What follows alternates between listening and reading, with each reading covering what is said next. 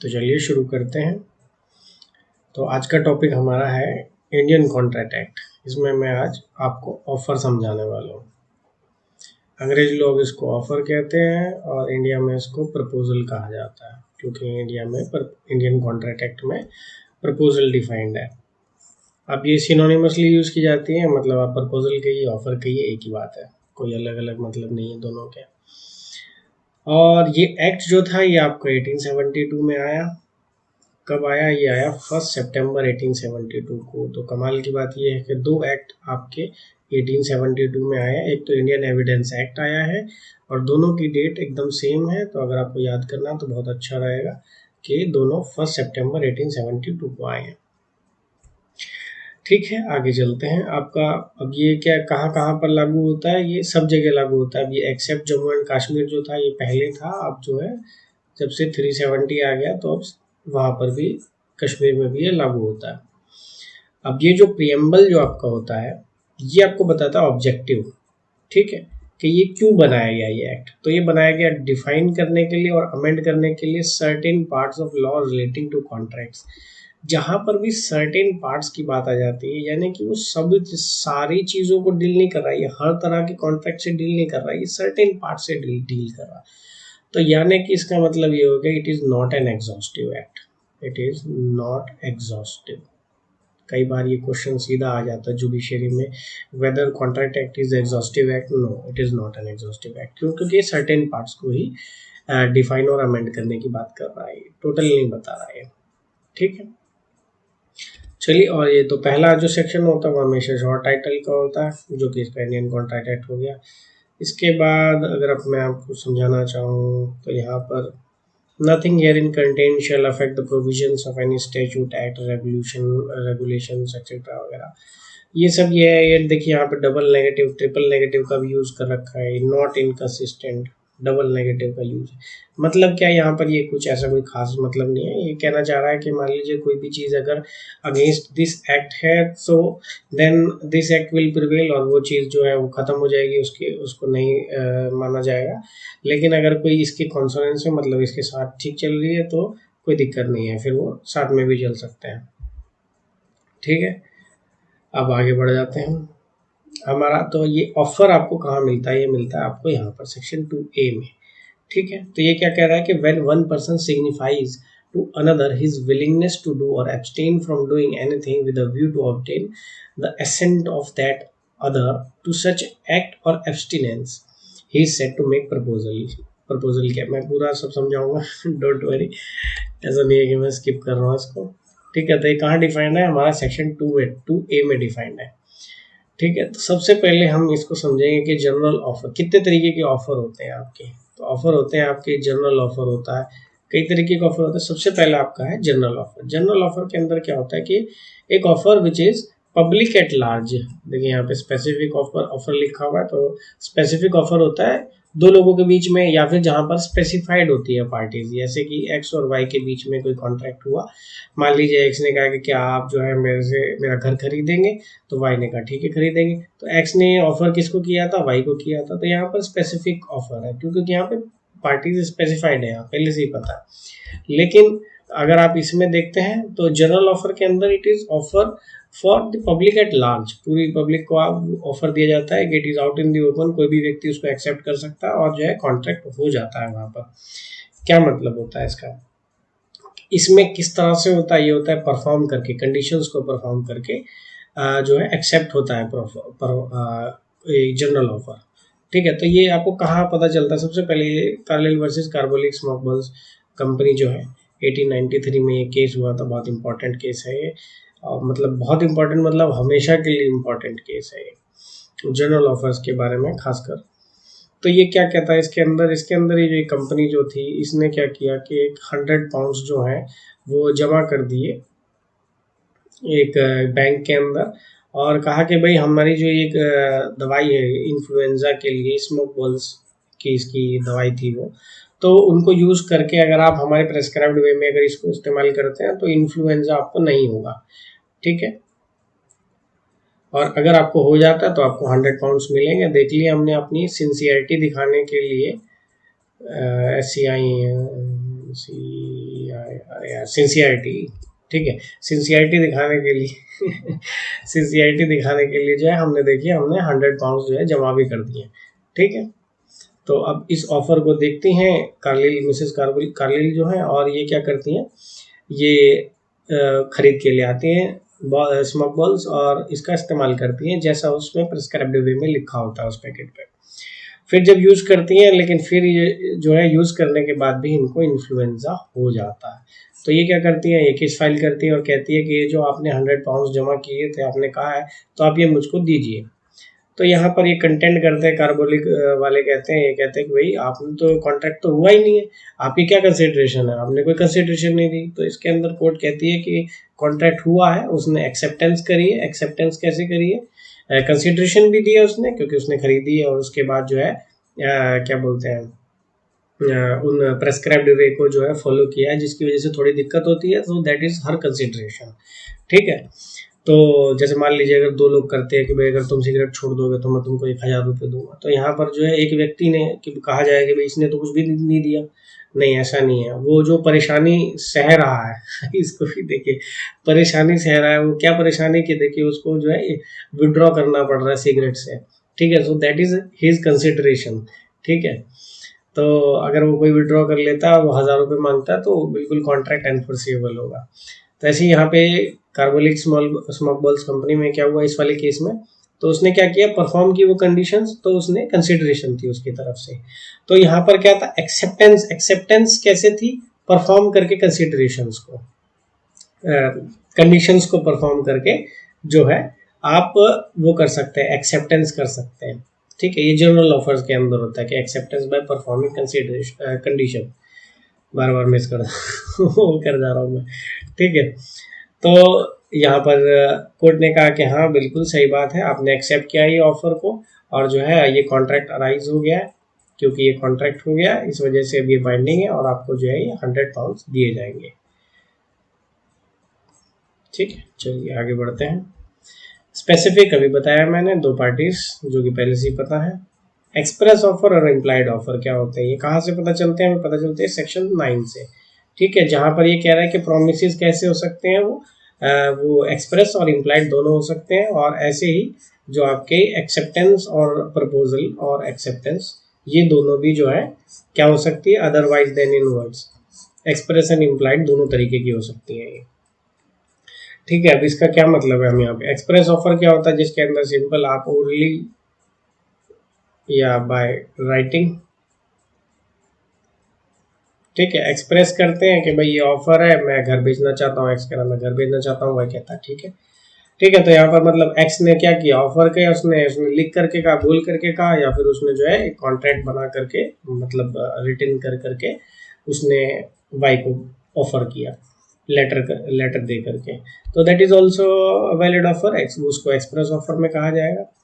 दूसरा आता है आपका इम्प्लाइड ऑफर। इम्प्लाइड ऑफर के अंदर क्या होता है, यहाँ पर जो है आप एक्शन से पता लगाते हैं कि it is an implied offer, ठीक है, क्योंकि यहाँ पर ना तो कुछ बोला जा रहा है, ना तो यहाँ कुछ बोला जा रहा है, और ना ही यहाँ पर कुछ लिखा जा रहा है, ठीक है। Nothing is being written here और nothing is being said here, ठीक है। तो इम्प्लाइड ऑफर कैसे होता है, जैसे आप स्टेशन पे जाएंगे, अब तो खैर स्टेशन में वेइंग मशीन के साथ आदमी बैठे रहते हैं, पहले नहीं बैठे रहते थे, पहले अगर आपको याद हो तो उसके अंदर क्या होता था, रेलवे स्टेशन पे जाते थे तो वहाँ पर एक मशीन लगी हुई होती थी, वेइंग मशीन, उसमें जाके हम सिक्का डालते थे, खड़े हो जाते थे, उस पर सिक्का डालते थे, और एक चिट निकल के बाहर आती थी, उस पर आपका वेट वगैरह लिखा होता था।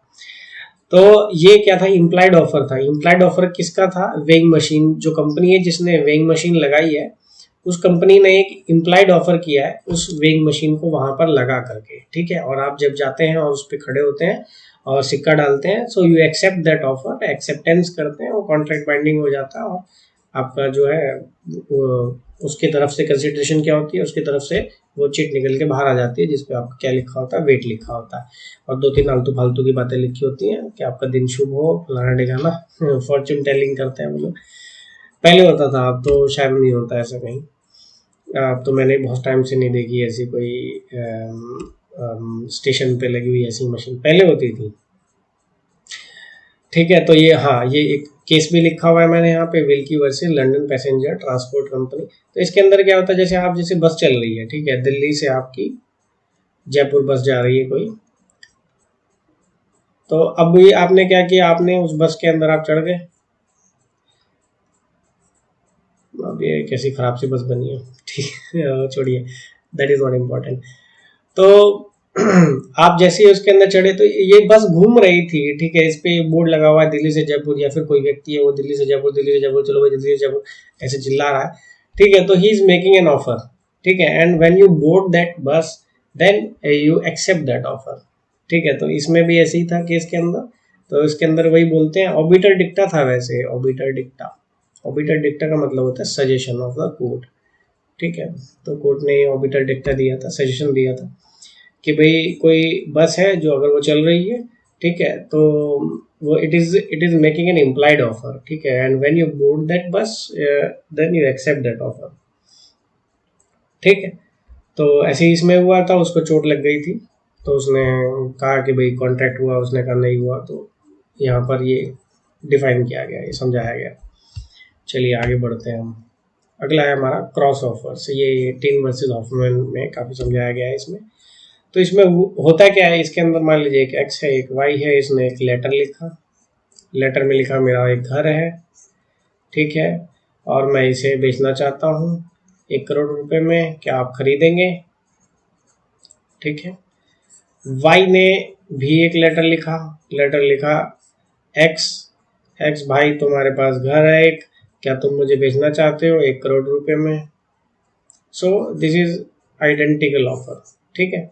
सो these offers are identical to each other, मतलब बिल्कुल सेम टू सेम है, और ये इसके पास गया लेटर, उसका उसके पास है। तो यहाँ पे क्वेश्चन आता है कि is it an acceptance the letters that are being transfer to each other, एक दूसरे के पास पहुंच रहे हैं ये, तो क्या ये एक्सेप्टेंस हो जाएगी? नहीं, तो it is not N acceptance, ठीक है। एक्सेप्टेंस कॉन्ट्रैक्ट केवल तब अराइज होता है जहां पर एक ऑफर होती है और एक्सेप्टेंस होता है, ठीक है।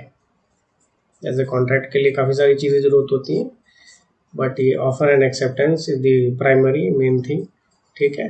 इसको आप पहले प्रॉमिस कहेंगे, फिर कंसिडरेशन वगैरह वगैरह, ठीक है। तो आपका ऑफर और एक्सेप्टेंस दोनों होने ज़रूरी हैं कॉन्ट्रैक्ट के लिए। अभी यहाँ पर क्या है कि दोनों ऑफर तो कर रहे हैं पर एक्सेप्ट कोई नहीं कर रहा है, ठीक है, भले ही उनके ऑफर दोनों के एकदम सेम है, दोनों एक ही बात कह रहे हैं, still it will not be considered as a contract, contract नहीं माना जाएगा कि कोई कॉन्ट्रैक्ट हुआ उन दोनों के बीच में। चलिए आगे चलते हैं। तो हम आगे समझते हैं कि rules of valid offer, valid offer के क्या रूल्स होते हैं। सबसे पहला और सबसे इम्पॉर्टेंट है कि it must be made with an intention to create legal relation, एक लीगल रिलेशन को, लीगल रिलेशनशिप को एस्टेब्लिश करने के लिए ही आप जो है एक ऑफर करेंगे। अब यहाँ पे बहुत ज़्यादा इम्पोर्टेंट, देखिए ये चीज़ कहीं भी कॉन्ट्रैक्ट एक्ट के अंदर एक्सप्रेसली नहीं गिवन है, ठीक है, ये आपको जजमेंट से मिलती है, बाल्फर वर्सेस बाल्फर, मेरिट वर्सेस मेरिट, ये ज़्यादातर अंग्रेजों वाले जजमेंट इंपॉर्टेंट होते हैं और यही आप पूछे जाते हैं एग्जाम्स वगैरह में, तो सबसे ज़्यादा आपको इम्पोर्टेंट है, तो यही आप केसेस है, इन्हीं को याद करिएगा। तो बाल्फर वर्सेस बाल्फर केस है, ये पहला केस है। इसके अंदर क्या हुआ, इसमें जो ये बाल्फर जी थे, तो ये दोनों हस्बैंड वाइफ जो थे श्रीलंका में काम करते थे, हस्बैंड जो थे, ठीक है, सीलोन लिखा होगा वहाँ पे, देखो जी के बता रहा हूँ मैं आपको, सीलोन पुराना नाम है, श्रीलंका आज बोला जाता है उसको, ठीक। तो ये सीलोन में काम करते थे हस्बैंड, और ये वाइफ भी साथ में रहती थी, ये रहने वाले इंग्लैंड के थे। तो ये क्या हुआ, ये वापस गए इंग्लैंड घर पे छुट्टी मनाने के लिए, ठीक है, लेकिन इंग्लैंड जब गए तो वहाँ पर जो थी वाइफ जो थी मिसेस वाल्फर जो थी वो बीमार पड़ गई, और फिर वो जो है वापस मिस्टर बाल्फर के साथ श्रीलंका नहीं जा पाई। तो मिस्टर बाल्फर ने कहा, अरे भाई आप क्यों परेशान हो रही हो, मैं आपको जो है 30 pounds, I think this was the amount, तो इन्होंने कहा मैं इतने भेजता रहूँगा, तुम्हें परेशान क्यों हो रही हो, तुम्हारा यहाँ पे गुजारा हो जाएगा, कोई दिक्कत नहीं है, फिर जब ठीक हो जाओगे तब आ जाना यहाँ पे। तो जैसे ही मिस्टर बाल्फर वहाँ से निकल जाते हैं, श्रीलंका पहुँचते हैं, भूल जाते हैं बीवी को, ऑफ कोर्स, ठीक है। तो बीवी से दूर हुए तो बीवी को भूल गए, अब बीवी याद दिलाना चाह रही है, क्या केवल ये चीज़ नहीं कि वो उसकी वाइफ है, ये भी याद दिलाना चाह रही है कि तुम जो है £30 पर मंथ देने का वादा करके गए थे और इसको दो, ठीक है। तो यहाँ पर जो है वो केस फाइल करती हैं।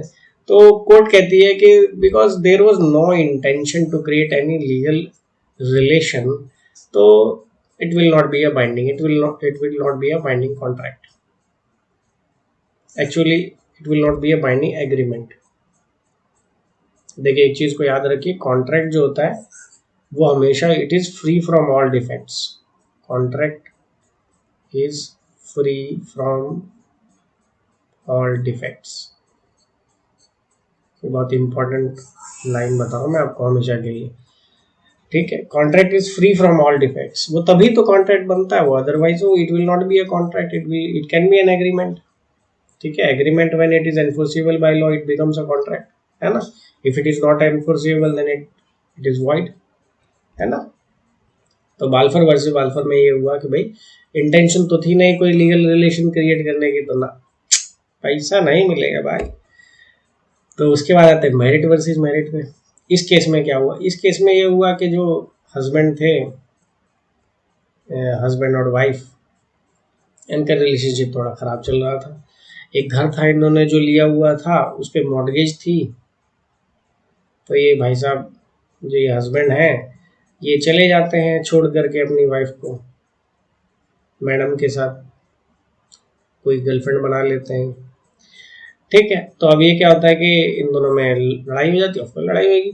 तो ये कहते हैं कि भाई अगर तुम ये पेमेंट कर देती हो इस मॉर्गेज की, मॉर्गेज किस पे था, इन दोनों जिस घर में ये रह रहे थे, ये घर छोड़ के चले जाते हैं ना ये, तो ये जिस घर में रह रहे थे इस पे लोन लिया हुआ था, मॉर्गेज ली हुई थी, तो अगर तुम इसको पेमेंट कर देती हो, हस्बैंड कहते हैं वाइफ से, तो ये घर जो है मैं तुम्हारे नाम कर दूंगा, तुम इसको रख लेना। वाइफ कहती है ठीक है, वो बेचारी मेहनत करके क्या करती है, मॉर्गेज को पेमेंट करती है। फिर जब पेमेंट कर देती है बोलती है कि चलो इसको एग्जीक्यूट करो। वो कहते हैं ना ना, we had no intention to create legal relationship, ठीक है। तो it will not be a binding agreement, ये कॉन्ट्रैक्ट नहीं बनता है। फिर ये कोर्ट गए, कोर्ट ने कहा ना ना ना बाबू अब की बार नहीं चलेगा, अब की बार तुमने एक कॉन्ट्रैक्ट किया है because you had an intention to create a legal relation. How, भाई ऐसे था क्योंकि आपने क्या किया, आपने इसको केवल इस चीज की वजह से कि आप हस्बैंड वाइफ हैं इस वजह से नहीं कहा, आपने कहा कि आप ये एक पूरा बाइंडिंग किया, आपने एग्रीमेंट बाइंडिंग किया। कैसे, आपने कहा कि भाई आप पेमेंट कीजिए इसकी मॉर्गेज की तो मैं आपके ट्रांसफर कर दूंगा, सो दिस इज बाइंडिंग, ठीक है। यहाँ पर इसके जो वर्ड्स हैं उससे पता चल रहा है कि there is an intention to create a legal relation. तो यहाँ पर जो है इस बार वाइफ जीत हुई, ठीक है। तो आगे चलते हैं, अगला क्या है, अगला है offer must be definite, unambiguous, certain and not loose and vague. अब ये चीज़ कहाँ से पता चलती है, सेक्शन 29 से पता चलती है कि एग्रीमेंट्स वॉइड हो जाते हैं फॉर अनसर्टेन। देखिए यहाँ पे एग्रीमेंट के साथ वॉइड यूज किया जा रहा है, ठीक है। ये कॉन्ट्रैक्ट के साथ वॉइड यूज नहीं किया जाता। कॉन्ट्रैक्ट कभी आप वॉइड कॉन्ट्रैक्ट नहीं होता है, there is no contract, no void contract, no, it is not a right way to say, ठीक है। void contract नहीं होता, void agreement हो सकता, ठीक है। क्योंकि contract pre spouses a situation, मतलब जहां पर पहले से ही समझ लीजिए अगर कॉन्ट्रैक्ट है यानी कि वो सारी जो बाधाएं हैं कानून की उन सबको पार करके वो कॉन्ट्रैक्ट बन रहा है, कोई भी एग्रीमेंट जो है वो कॉन्ट्रैक्ट बन रहा है, ठीक है। सारी फ्री फ्रॉम ऑल डिफेक्ट्स होता है, ठीक है। तो एग्रीमेंट जो है, contract becomes wide, it can become wide, हो सकता है बाद में वो जा करके वाइड हो जाए, अलग है वो, समझाऊंगा वो भी बाद में। तो अब ये समझिए, offer must be definite, unambiguous, certain, not loose and vague. क्या मतलब है इसका, कि मतलब सर्टेन टर्म्स वगैरह जो होती है उसकी सर्टेन होनी चाहिए, ऐसे नहीं कुछ भी आलतू फालतू कुछ भी बोल दिया। Agreement meaning of which is not certain और capable of being certain are void, तो ये वाइड हो जाएंगे। एग्जाम्पल समझ में आ रहा है, इलस्ट्रेशन में दिया हुआ है, क्या दिया हुआ है कि भाई ए ने एग्री किया बी से कि भाई आप जो है 100 ton of oil, 100 ton oil बेचिए। ए ने कहा कि हाँ मैं 100 टन ऑयल बेचूंगा, किसको, बी को बेचूंगा, ठीक है। लेकिन अब इसमें ये नहीं पता चल रहा कि भाई ये कौन सा ऑयल बेचेगा, ये सोयाबीन का ऑयल बेचेगा, ये मस्टर्ड बेचेगा, है, वो क्या ऑलिव ऑयल बेचेगा, कोकोनट ऑयल बेचेगा, कौन सा बेचेगा, ये तो नहीं पता चल रहा ना इससे। ठीक है, तो ये क्या हो गया, agreement is wide for uncertainty. लेकिन अगर ऐसी सिचुएशन होती जहां पर कि भाई उसकी एक ही कंपनी है, वो जो ए है, मान लीजिए फॉर्चून है, ठीक है। अब मान लीजिए, और एक चीज और कि ये केवल एक सोयाबीन का तेल बना रही है और कोई बना ही नहीं रहे, ओनली रिफाइंड सोयाबीन, ठीक है, या रिफाइंड कोई भी एक, मतलब एक ही तरीके में डील कर रही है, और वहां पर कॉन्ट्रैक्ट अगर हो रहा है ऐसा कि 100 टन ऑफ ऑयल, तो इसका मतलब ये बन जाता है, you can easily understand that कि वो क्या कहना चाहते हैं। वो ये कहना चाहते हैं कि भाई 100 टन ऑफ ऑयल कौन सा करेगा, जो उसके पास होगा वही तो करेगा ना वो। तो सोयाबीन में वो डील करता है, तो इसका मतलब सोयाबीन की बात हुई होगी। तो यहाँ पर जो है it is not uncertain, there is no uncertainty. ठीक है, तो यहाँ पर क्या होगा, इट विल बी वैलिड। ठीक है, एग्रीमेंट विल बी वैलिड, तब there will be a contract. ठीक है, all is known as the article, there is no uncertainty specified. यहाँ पे स्पेसिफाइड डिस्क्रिप्शन दे दिया उसने। यहाँ पर जो मैं भी दे रहा था कि वो जैसे कोकोनट ऑयल में ही डील करता है, स्पेलिंग क्या है, कोकोआ, कोकोनट में ही डील करता है, तो फिर इसका मतलब ये हो जाएगा कि भाई जो है वो कोकोनट में ही बात कर रहा था, तो that will be a valid. अब ऐसे ये वाला देखिए, ये आपको एविडेंस एक्ट में भी मिलेगा ये, क्योंकि ये जो है ना, इसको काफ़ी अच्छे से डील किया गया, एविडेंस एक्ट में काफ़ी समझाया गया इस चीज़ को, कि जहाँ पर टर्म्स इस तरह से होती हैं तो क्या होता है। दो तरीके के डिफेक्ट होते हैं, एक होता है पेटेंट डिफेक्ट, एक होता है लेटेंट डिफेक्ट। ठीक है, ये उसमें आपका ज़्यादा डीपली डील किया जाएगा। यहाँ पर तो आप बस इतना ही समझ लीजिए कि जैसे मान लीजिए ऐसी सिचुएशन आ जाती है जहाँ पर क्या मतलब, भाई दो घोड़े हैं, एक एक व्यक्ति है, ठीक है, उसके बाद दो सफेद घोड़े हैं। ना ना ना ना, ये दूसरा एग्जांपल है, वो एविडेंस एक्ट का दे रहा था मैं आपको अभी, फिर और कंफ्यूज हो जाओगे, रहने दो। ठीक है, तो इसमें क्या होता है कि ये कहता है बी से कि भाई घोड़ा घोड़ा खरीदोगे 100 रुपये में या 500 रुपये में। तो यहाँ पर ये जो ऑफर है, इसमें सर्टेन नहीं हो पा रहा है कि 100 में खरीदोगे या 500 में खरीदोगे, दो अलग अलग अमाउंट बताई जा रही हैं, तो इट इज़ वेग। ठीक है, इट इज़ अनसर्टेन। तो ये क्या हो जाएगा, एग्रीमेंट इज वाइड। ठीक है, offer must be specific, offer specific होना चाहिए, ये चीज़ मैंने पहले ही बता दी है, जहाँ पर कि पार्टीज होनी चाहिए, कौन कौन सी पार्टीज है। फिर offer must be communicated, very important, offer must be communicated, और खासकर it must be communicated by the offeror himself, not the third party. ठीक है, ये लालमन शुक्ला वर्सेस गौरी दत्त का बहुत इंपॉर्टेंट केस है ये, इसके अंदर ही होता है। तो इसके अंदर क्या होता है कि मालिक है, ठीक है, मालिक का क्या होता है, मालिक का जो है, माली नहीं, मालिक, ओनर, एम्प्लॉयर समझ लीजिए। ठीक है, एम्प्लॉयर,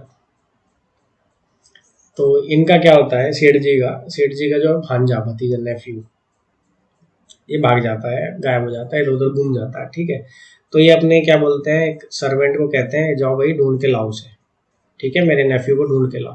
तो ये सर्वेंट निकल जाता है ढूंढने के लिए। मीन वाइल, इसी दौरान जो है ये जो क्या बोलते हैं, एम्प्लॉयर है, मालिक जो है, सेठ जी कहते हैं कि भाई जो भी ढूंढ के लाएगा उसे 500 रुपये मिलेंगे, शायद 500 रुपये ही थे। ठीक है, तो 500 रुपये मिलेंगे।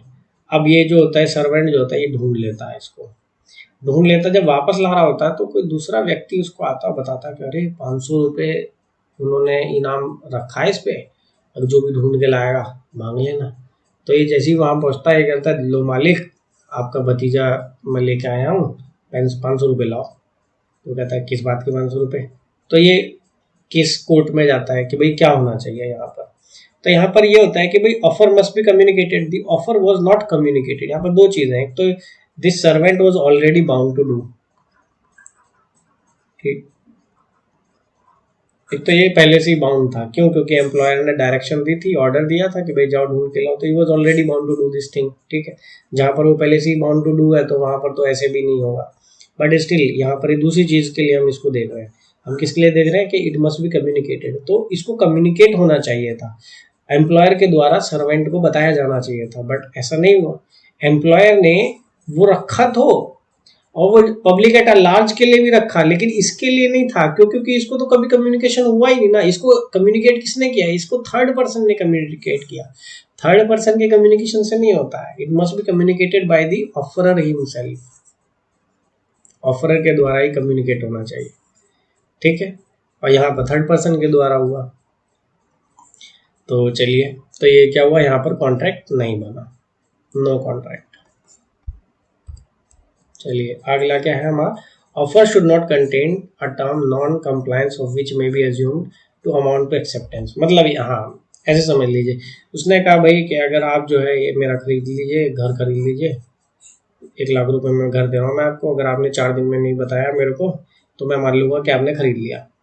तो इस तरह की बाउंडेशन तो नहीं लगाई जा सकती ना, नहीं तो ऐसे तो सबके सब करते रहेंगे और दूसरी पार्टी बाउंड हो जाएगी बेचारी।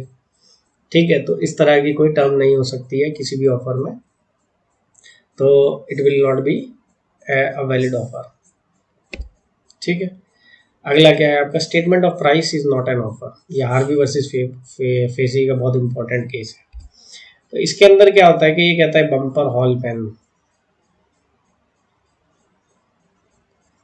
शायद किसी जगह का नाम है। ठीक है, तो ये कहता है कि भाई इसमें प्लेंटिव जो होता है,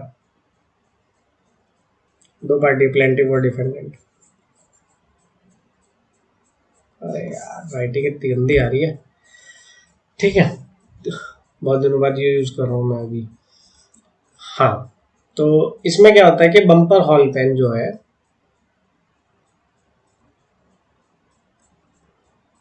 ये प्लेंटिव पूछता है कि भाई नहीं, डिफेंडेंट शायद भेजता है उसको, प्लेंटिव को एक लेटर भेजता है कि भाई बम्पर हॉल पेन है, ना ना मिस्टेक। तो यहाँ पर क्या होता है कि जो प्लेंटिव होता है ये पूछता है कि भाई बम्पर हॉल पेन जो है आपका, ये आप कितने में देंगे। आप जो है टेलीग्राम में द लोएस्ट प्राइस, ऐसे था, टेलीग्राम में द लोएस्ट प्राइस।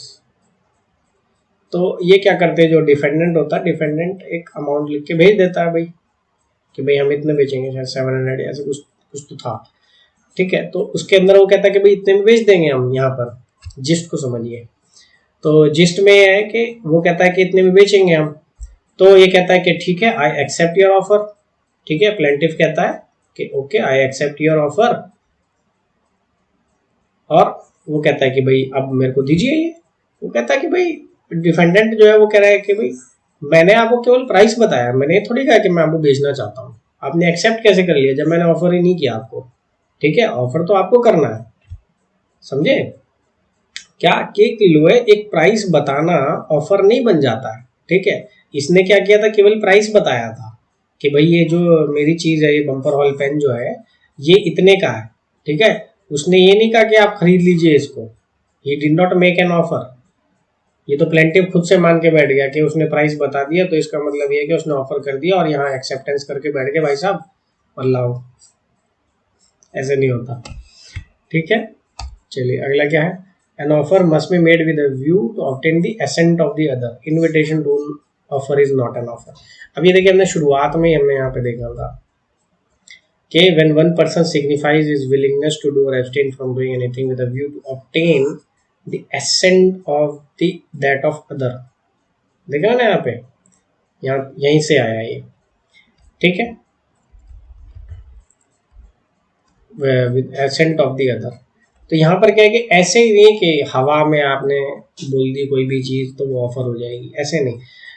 मान लीजिए दो दोस्त हैं एक्स और वाई, एक्स एंड वाई, अब ये घूम रहे थे। ठीक है, एक्स ने कहा यार मेरे पास मोटरसाइकिल है वो खड़ी रहती है, मैं सोच रहा हूँ बेच दूँ। ठीक है, तो did he make an offer, no he did not make an offer, he made a statement. What did he make, he made a statement, क्या कि सोच रहा हूँ बेच दूँ मैं। इसका मतलब ये नहीं है कि वो ऑफर कर रहा है कि तू खरीद ले इसको, क्या तू खरीदेगा ना, ऑफर नहीं कर रहा वो। तो it will not be considered as an offer, it will be just a mere statement, or you can say it is an invitation to offer, कि भाई आप ऑफर कर लो कि तुमको खरीदना है क्या।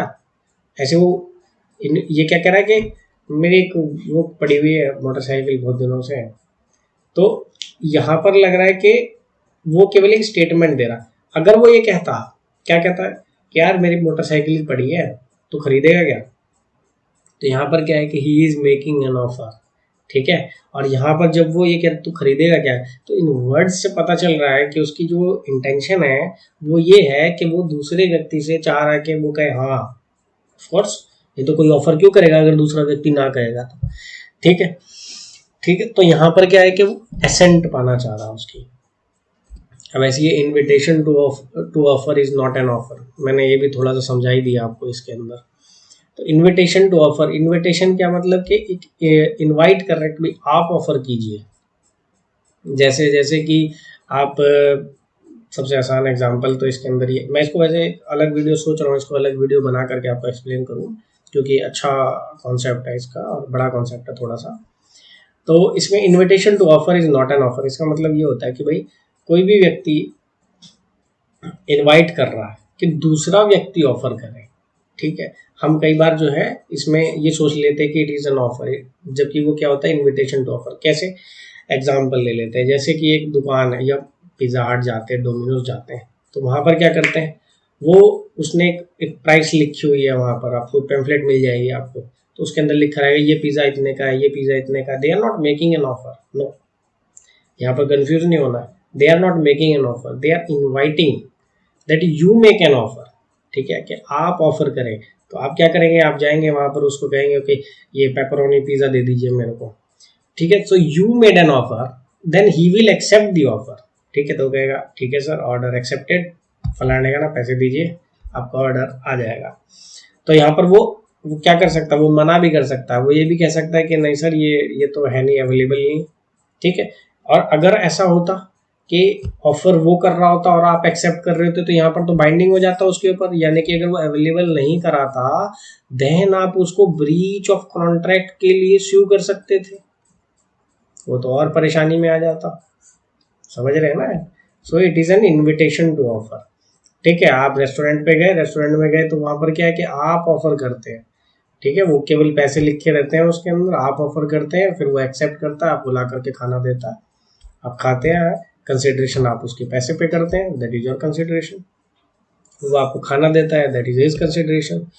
आप मॉल में गए, मॉल में से सामान उठाया आपने, चीजें चीजें उठाए, उसके बाद काउंटर पे गए, जैसे आपने काउंटर पे गए, so you make an offer, okay, he is inviting you to make an offer, ठीक है। उसने मॉल खुला हुआ है, उसके अंदर कपड़े टांगे हुए हैं, ये सारी चीजें क्या है, they are inviting you to make an offer. जब आप अखबार में देखते हैं कि वो फलाने ढिकाने बिग बाजार में इतनी की सेल लगी हुई है, तो that is an invitation to offer, that is not an offer, ठीक है। तो चलिए आज के लिए इतना काफ़ी है, थैंक यू।